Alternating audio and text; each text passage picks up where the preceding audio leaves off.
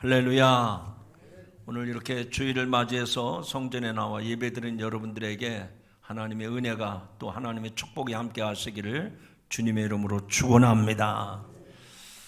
지금 밖에 나가 보면 꽃들이 만발했습니다. 안양천변에도 보니까 벚꽃이 화려하게, 그래서 마치 하늘에서 눈송이가 내리는 것처럼 너무너무 보기에 아름답고 예쁘더라고요. 그것뿐입니까? 땅에서 새 움이 돋아나면서 이렇게 꽃을 피워가는 새싹을 틔우는 모습들을 볼 때 얼마나 아름다운지 모릅니다. 나뭇가지에 새 순이 뾰족뾰족 나오는 모습을 봐도 참 신기하고 놀랍다 싶습니다.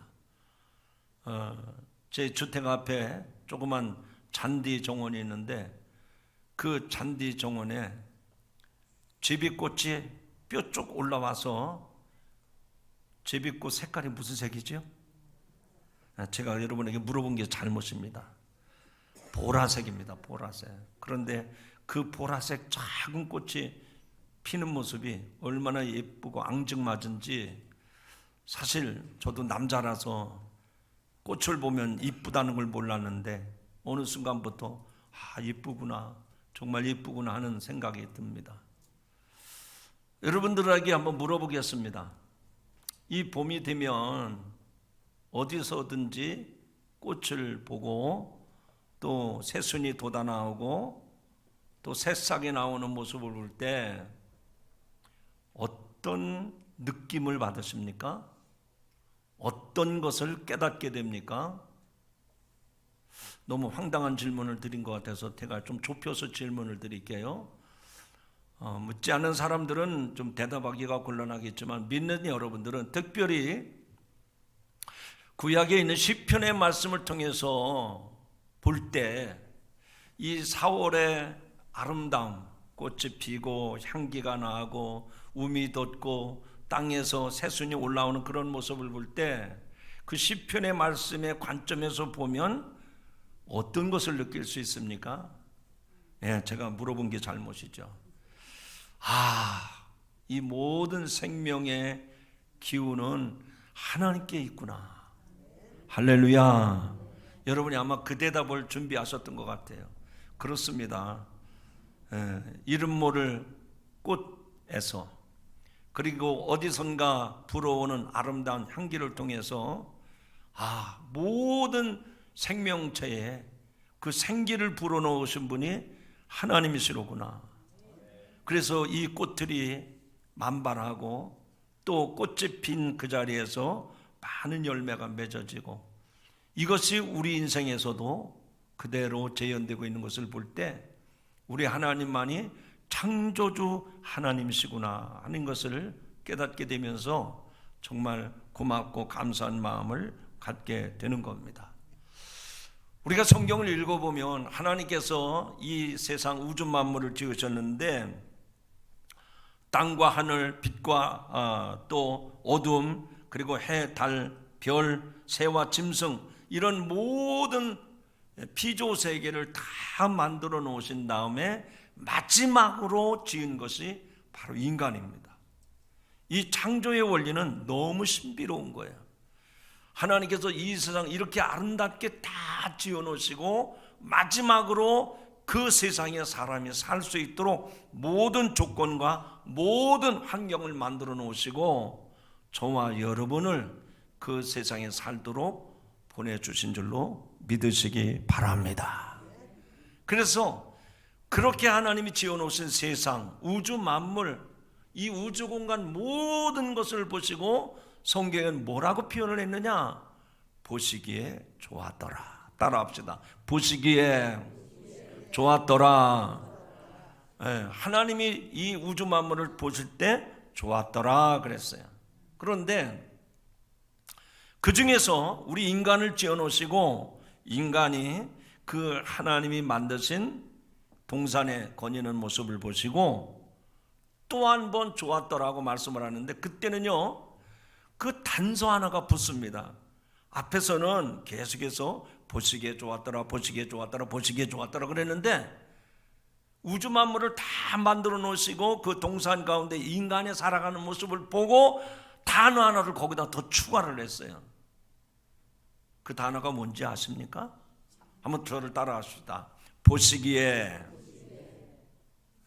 저처럼 이렇게 그냥 무게를 깔고 이렇게 그냥 굵직한 목소리를 말고 정말 생기 있는 목소리로 한번 해보세요. 보시기에. 조금 좀 업그레이드 더 해서 시작. 보시기에 심히 좋았더라. 추가된 단어가 뭐예요? 심히. 굉장히 우리 좀 다른 말로 하면은 하나님 보실 때 심히 좋았더라. 그 말을 요즘 말로 하면 굉장히 좋았더라. 아멘 안 할 줄 알았어요. 영어로 해야 여러분들이 금방 알아들을 거예요. Very good. Very good. 그냥 good이 아닙니다. 그냥 일반적인 좋았더라 그게 아니고 very good. 너무너무 좋았다고. 그러니까 다시 앞서서 드린 말씀으로 좀 돌아가 보세요. 하나님이 뭘 보고 좋아하셨다고요? 하나님이 이 세상 우주 만물을 지으시고요, 그것만 보시고 좋았더라 그게 아닙니다. 그 가운데 하나님이 지으신 하나님의 형상대로 지음받은 우리 인간의 살아가는 그 모습을 보시고 심히 좋았더라. Very good. 하지만 그렇게 하나님이 감동받으실 정도로 좋았다고 하셨던 그 성경의 아름다운 창조의 역사가 얼마 가지 못해서 불행한 역사로 전락이 됩니다. 인간의 역사 초기에 형제끼리 서로 불화하고 다툰 끝에 가인이 동생 아벨을 살해하는 일이 벌어졌습니다. 이것이 하나님의 진노를 불러왔고 부모의 아픔은 영원한 상처가 되어버리고 말았습니다.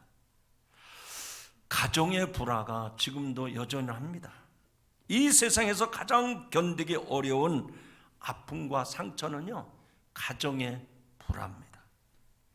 성경에 보니까 아브라함은 조카 롯을 아들처럼 기르면서 데리고 살았습니다. 물론 처음에는 많은 고생을 했습니다. 그런데 얼마 후에 하나님의 은혜로 아브라함과 조카 롯이 제법 부자가 됐어요. 행복해졌습니다. 왜 그런 거 아니? 재산이 점점 늘어났기 때문에, 가축이 점점 많아졌기 때문에. 그런데 그렇게 재산이 늘어가면서 소떼와 양떼가 점점 늘어나면서 더 행복할 줄 알았는데 이상한 일이 생겼어요.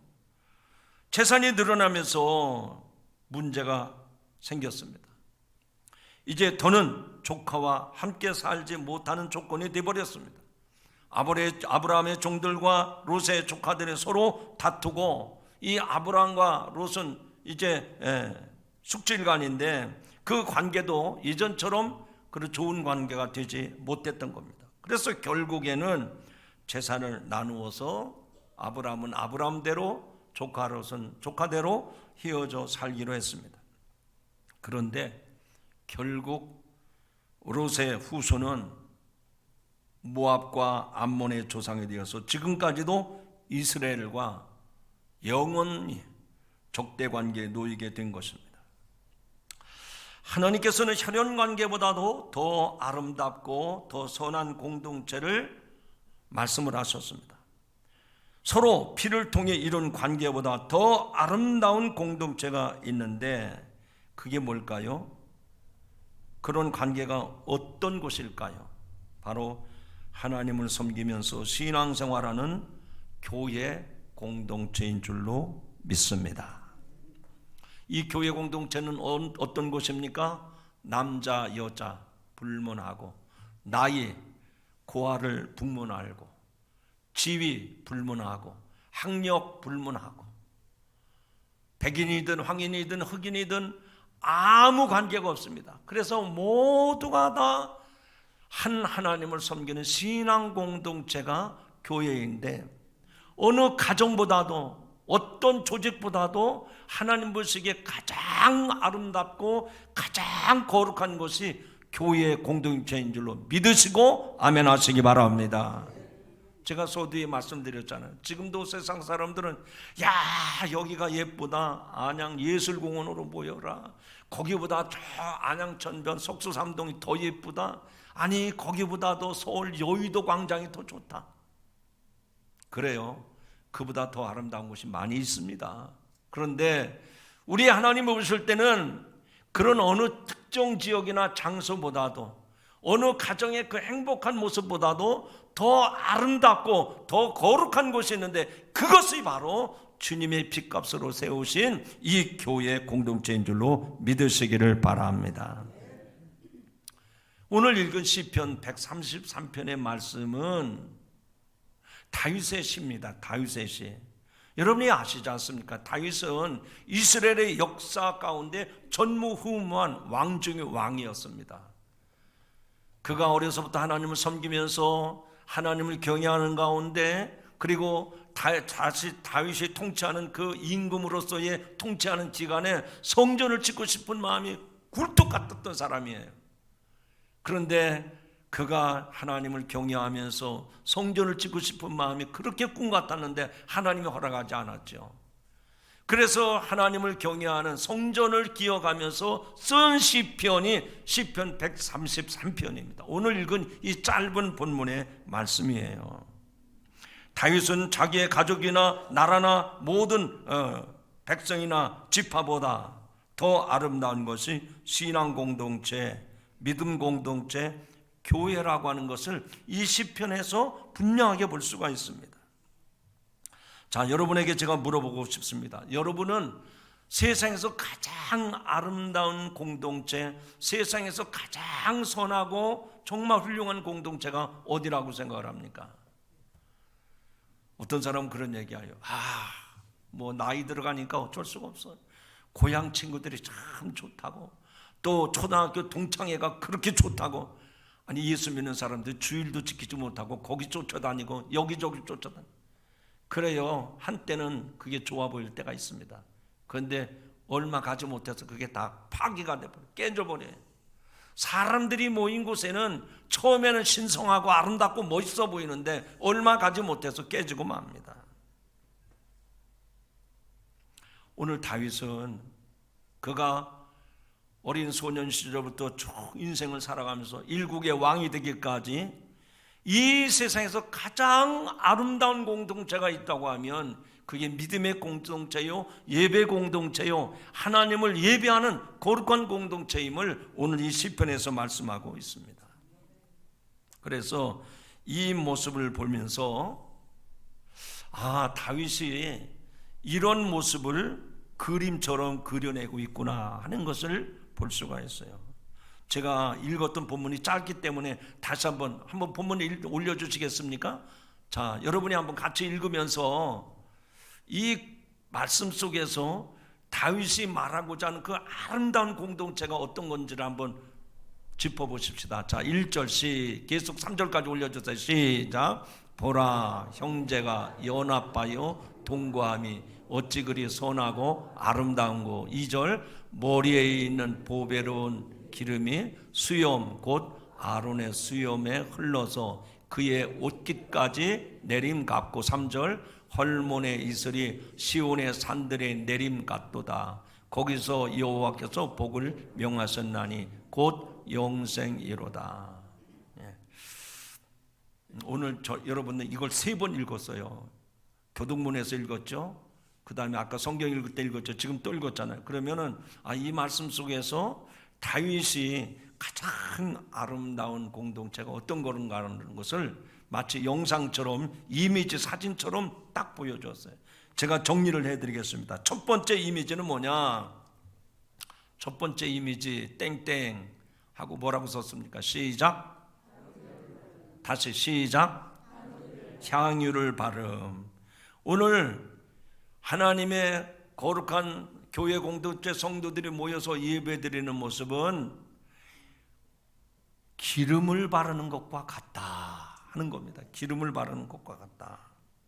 이 첫 번째 이미지, 첫 번째 영상에서는 구약에서 아주 거룩한 그리고 존귀한 의식이었던 향유를 바르는 이 의식을 의미합니다. 구약시대에 이스라엘에서 왕이나 선지자를 기름 부어 세울 때에는, 하나님의 종으로 기름 부음 받을 때에는 그 기름은 가장 좋은 올리브로 담아낸 그 올리브로, 그 기름으로 기름을 부었어요. 혹시 여러분 생활 속에서 올리브유 사용하십니까? 예, 그렇습니다. 저도 매일 아침 올리브를 사 먹어요.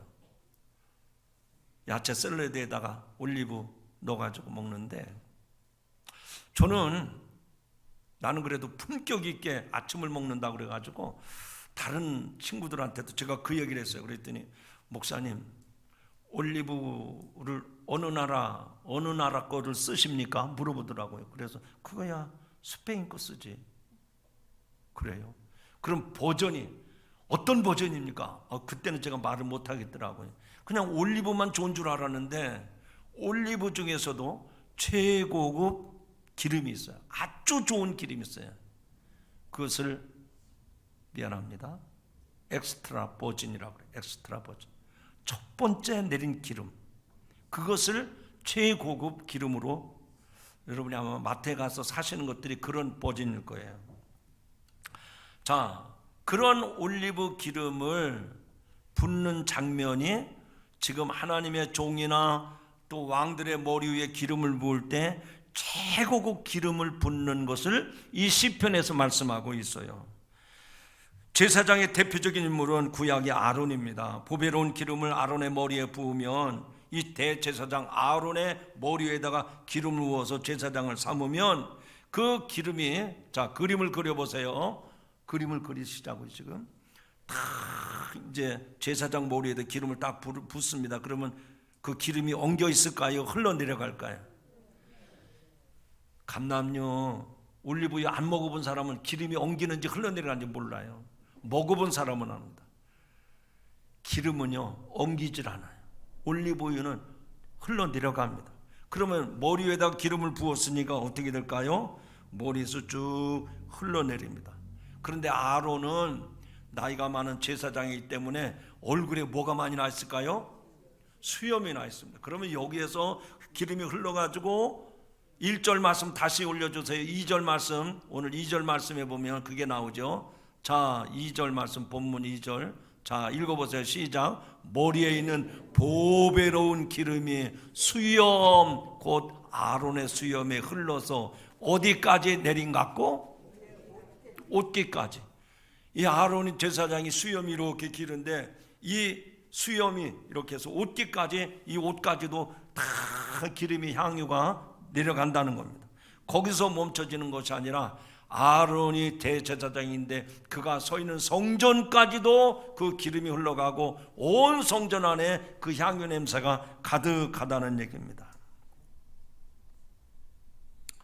신약 성경에서도 보니까 예수님의 발에 향유를 부은 여인이 있었습니다. 그 여인의 이름은 저 베다니 마을에 살던 마리아였습니다. 요한복음 12장에 보면 그 여인이 어떻게 했는지가 나옵니다. 자, 읽어보시죠. 12장 3절 시작. 마리아는 지극히 비싼 향유 곧 순전한 나드 한 근을 가져다가 예수님의 발에 붓고 자기의 머리털로 그의 발을 닦으니 향유 냄새가 집에 가득하더라. 여기 향유값은 1년 노동자의 임금에 해당하는 아주 값비싼 향유입니다. 그 값비싼 향유를 아낌없이 예수님의 발에 부었는데, 예수님은 그 여인이 행한 행동은 나의 그리스도의 죽음을, 장례를 예비한 것이라고, 그래서 선하고 아름다운 행동으로 영원히 기억되리라 라고 말씀을 하셨습니다. 이와 같이 아론의 머리에 부은 기름과 그리스도의 발에 부은 기름은 하나님의 공동체에 있는 사람들에게 향기롭게 퍼지고 영적으로 그 안에 있는 모든 사람이 한 몸임을 깨닫게 해주는 계기가 되었던 것입니다. 그렇습니다. 교회 공동체는 거룩하고 향기로운 연합이라는 사실을 이 이미지에서, 이 말씀 가운데에서 우리에게 이미지처럼 보여주고 있습니다. 자, 두 번째 이미지는 무엇일까요? 자, 두 번째 이미지 시작. 뭐라고 그랬습니까? 시작. 뭐가 내린다고요? 이슬이 내린다. 이슬이 내린다. 두 번째 이 이미지는 헐몬산의 이슬이 시온에 내리는 영롱한 모습을 담았습니다. 자, 아까 2절 본문 말씀 한번 다시 올려주실까요? 2절에 보면, 자, 3절이죠. 3절입니다. 자, 읽어보시죠. 시작.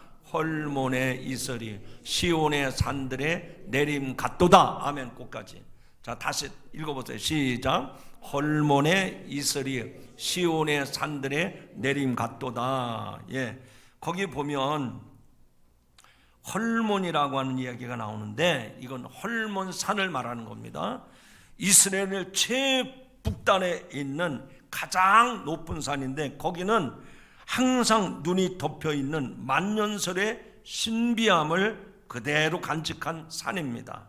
그런데 그 눈들이 녹아 날리면서 빛처럼 이슬처럼 은은히 남쪽 예루살렘 성전이 있는 시온산까지 덮어가며 이슬로 맺히는 한 폭의 그림 같은 영상, 이미지를 우리에게 보여주는 것입니다. 하나님의 성전이 있는 시온산을 덮는 헐몬의 이슬은 하나님이 내리시는 맑고 청한 복을 우리들에게 보여주는 말씀입니다. 즉 성전을 시작으로 온 땅을 덮는 아름다움과 더불어 생명의 기쁨을 우리들에게 보여주는 말씀입니다. 이슬이라고 하면 특별히 청년과 연결지어서 노래한 다윗의 시가 있는데 시편 110편 3절의 말씀입니다. 주의 권능의 날에 주의 주의 백성이 거룩한 옷을 입고 즐거이 헌신하니 따라합시다. 새벽 이슬 같은 주의 청년들이 주께 나온노다 그랬습니다. 그래서 이 청년들을 뭐라고 표현하는 거 아니? 새벽 이슬과 같은 사람들이 이 이슬로 표현이 됐습니다. 흠없고 깨끗한 미래의 사람들이 하나님 앞에 나가는 모습을 이른 아침에 이슬로 표현을 한 것입니다. 그래서 이슬은 복을 상징한 것입니다. 하나님은 이슬로 스스로 이슬과 같이 되어서 온 세상에 꽃을 피고 뿌리가 든든한 삶의 터전으로 만들겠다고 말씀을 하신 겁니다. 호세아 14장 5절에도 보면 이런 말씀이 나옵니다. 내가 이스라엘에게 이슬과 같으리니 그가 백합화같이 피겠고 레바논 백향목같이 뿌리가 박힐 것이라. 요즘 이제 이렇게 봄철 아름다운 계절이 되면서 여러분들이 아마 화원에 가서 꽃 한 포기 또 나무 한 그루 사다가 심겠죠. 그런데 물을 줍니다. 근데 물보다 더 좋은 게 뭔가 아니야? 물을 담아서 분무기로 뿌려주는 게 제일 좋습니다. 이슬처럼. 믿음의 공동체는 이처럼 이슬같이 순수하고 생명력 있는 연합이라는 것을 우리들에게 이런 모습으로 보여주고 있습니다. 자, 헐몬산에 그 기름이 앞서서 말씀을 드린 것처럼 그 향유를 바르는 그 아론의 머리에 기름을 부어서 옷깃에 내린 것 같고 성전에 내려가는 향유를 부은 것과 같이 또 이슬과 같이 이런 두 가지 이미지, 두 가지 영상을 우리들에게 시편에서는 잘 보여주고 있습니다. 그러면 이런 내용들이 구약에 나오는 이 시편의 말씀이지만 오늘날 우리들에게는 저와 여러분들에게는 어떤 교훈이 될까? 세 번째 이미지의 모습은 따라합시다. 초대교회의 모습입니다. 이토록 선하고 아름다운 성도의 연합이 우리들의 교회에도 나타나야 될 줄로 믿습니다. 향유처럼 거룩하고 이슬처럼 순수한 교회를 이루는 것이 우리 그리스도인들의 공통된 소망입니다. 그러나 성도의 아름다운 연합보다 교회의 분쟁이나 성도 사이의 갈등 소식이 훨씬 더 많은 것이 오늘날 교회의 현실입니다. 참으로 안타까운 일입니다.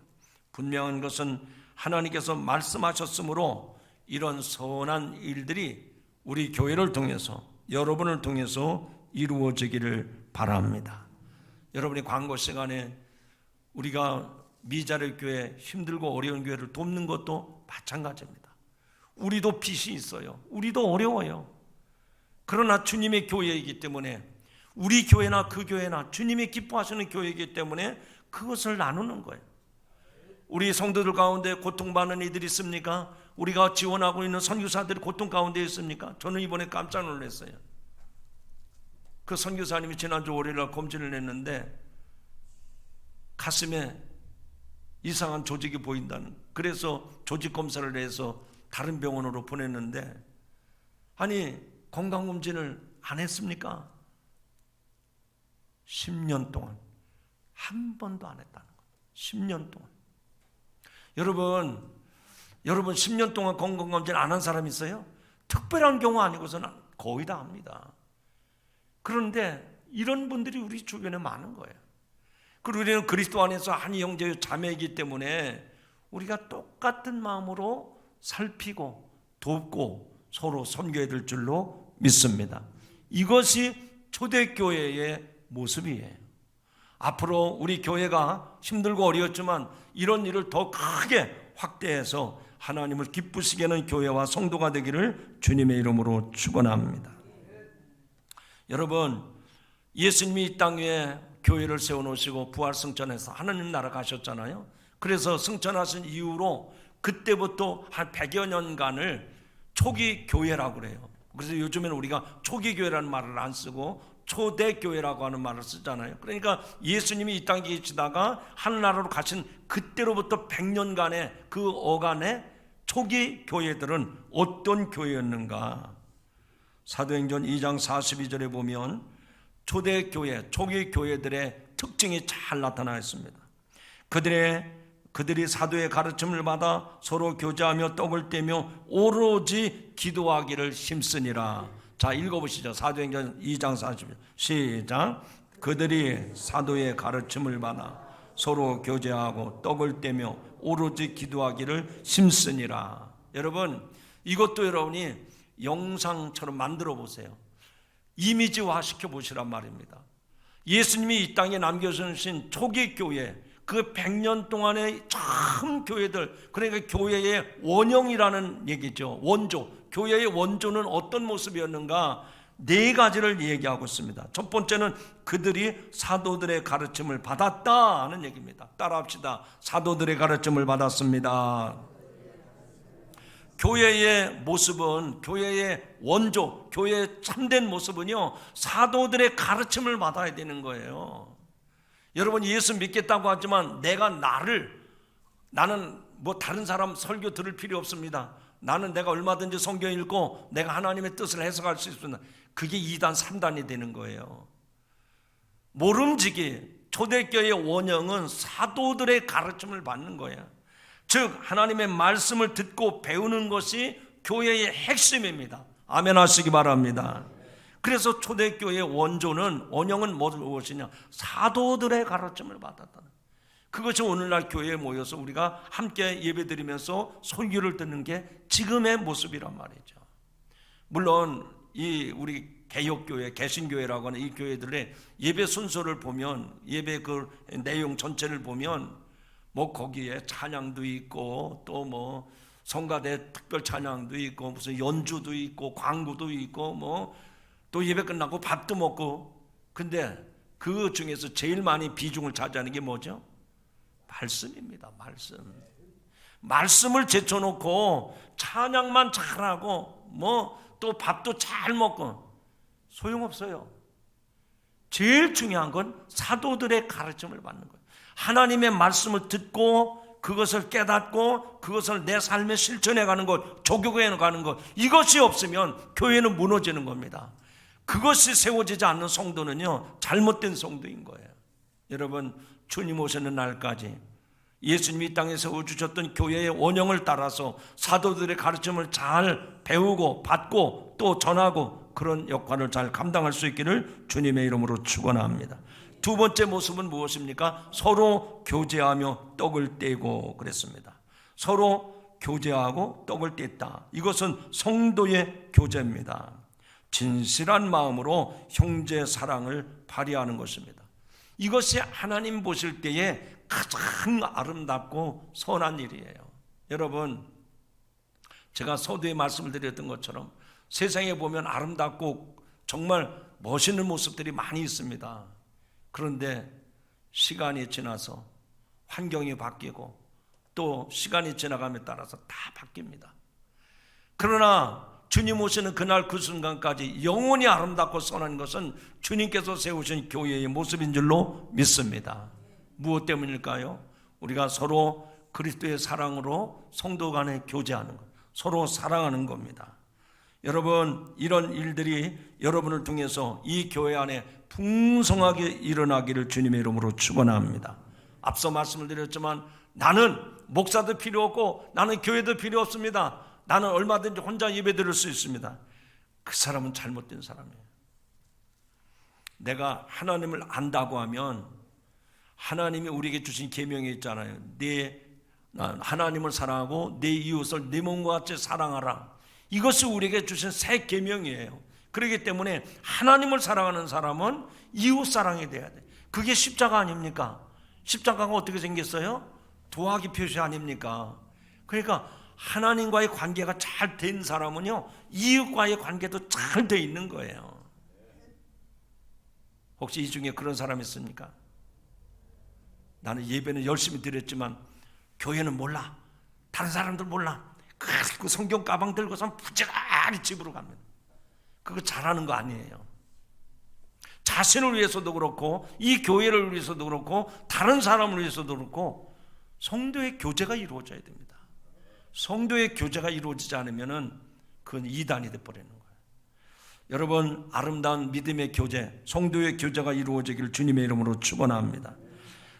이 성도의 교제를 헬라어로 그 사도행전에 나오는 말씀을 그 단어를 찾아보니까 헬라어로 코이노니아를 썼어요. 이거 잘못 해석하는 사람은 코이노니아는 친교하는 거다. 그래가지고 맨날 모여서 놀러 가고 밥 먹고 이게 코이노니아인 줄 아니에요. 코이노니아의 참 뜻은 교제가 있고 사귐이 있고 나눔이 있고 참여가 있고 헌신하는 것, 봉사하는 것, 섬기는 것, 이게 다 코이노니아예요. 그러니까 진정한 성도의 교제가 이루어져야 한다는 얘기입니다.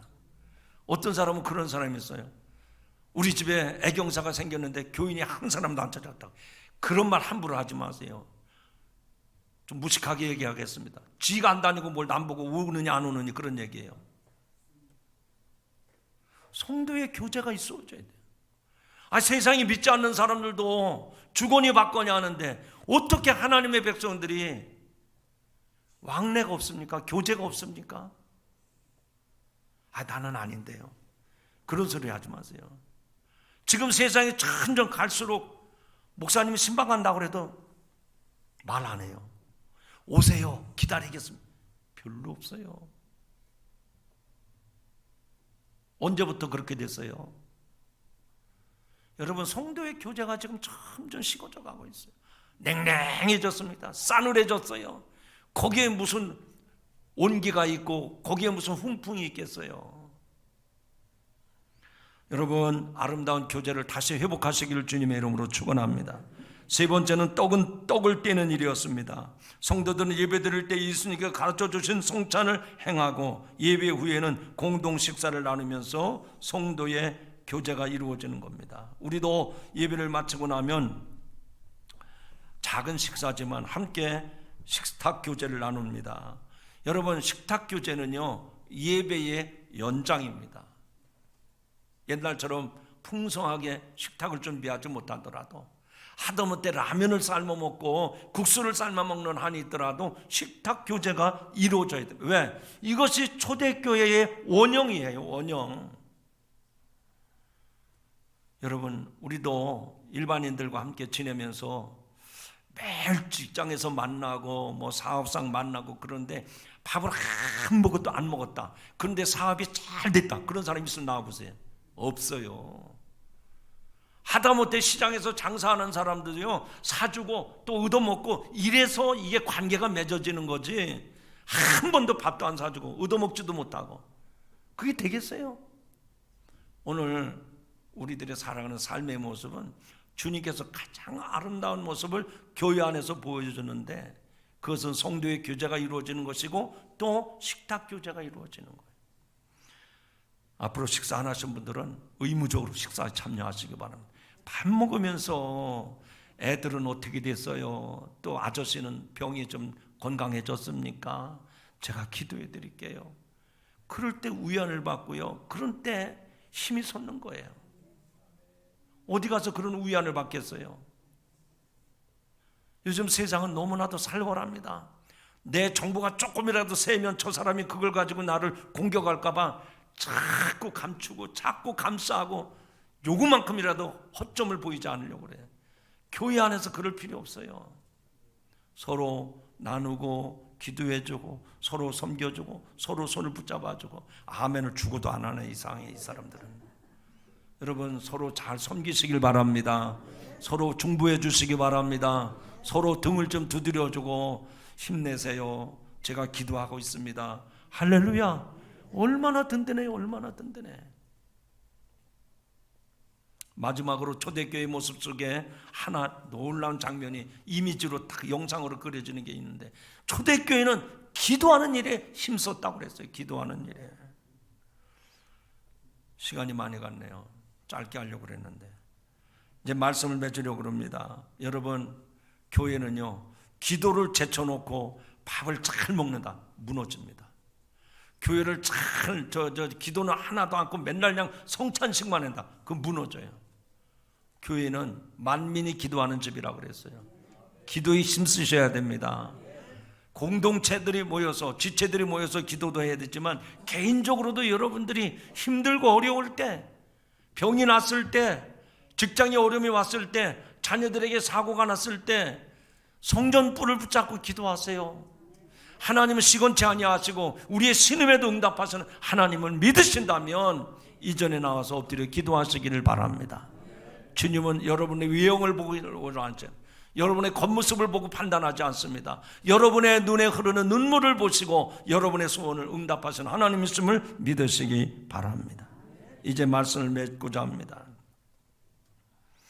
초대교회 일 가운데 가장 신앙적이고 자발적인 공동체 생활이 사도행전에 잘 나타나 있습니다. 이제 남은 과제는 우리가 개인주의가 팽배한 이 세상에서 어떻게 성도의 연합을 이룰 수 있는가 하는 얘기입니다. 교회를 다니긴 다니지만 자기를 오픈하지 않아요.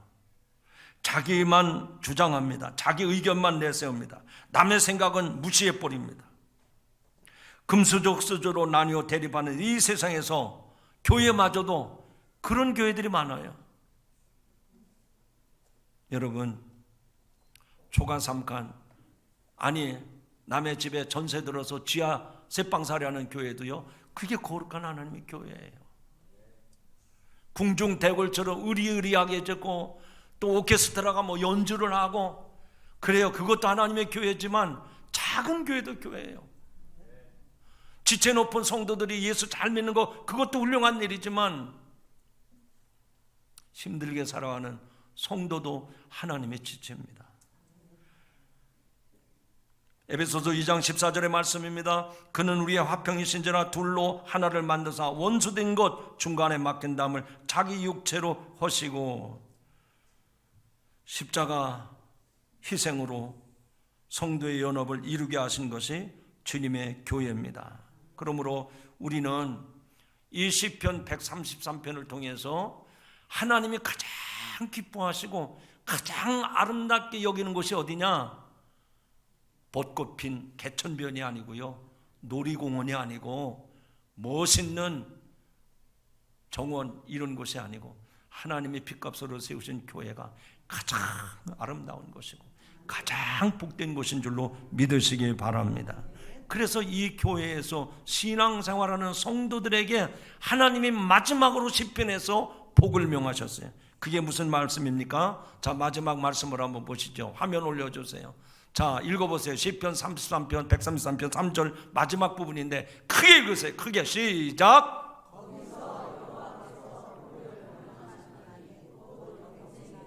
어디서 복을 명하셨다고 그랬습니까? 예수 믿는 성도들이 하나님의 성전에 모여서 하나님의 말씀을 듣고 성찬을 나누고 교제하고 기도하고 이런 아름다운 교회에 복을 명하셨나니 곧 영생이로다. 이 축복이 예배하는 교회 중심으로 신앙생활하는 여러분들에게 임하시기를 주의 이름으로 축원합니다. 기도하십니다. 하나님 아버지, 하나님이 이 세상 우주 만물을 지으시고 보시기에 가장 좋았다고 하신 것은 하나님을 예배하는 성전이었습니다. 하나님, 오늘 우리가 섬기는 이 교회가 가장 세상에서 아름다운 성전이 되기를 원합니다. 이곳에서 믿음 생활하는 성도들이 가장 복된 성도가 되기를 원합니다. 주여, 그렇게 믿음 생활할 수 있게 하여 주시옵소서. 그런 복을 누리며 살아가게 하여 주시옵소서. 예수님의 이름으로 축복하고 기도하옵나이다. 아멘.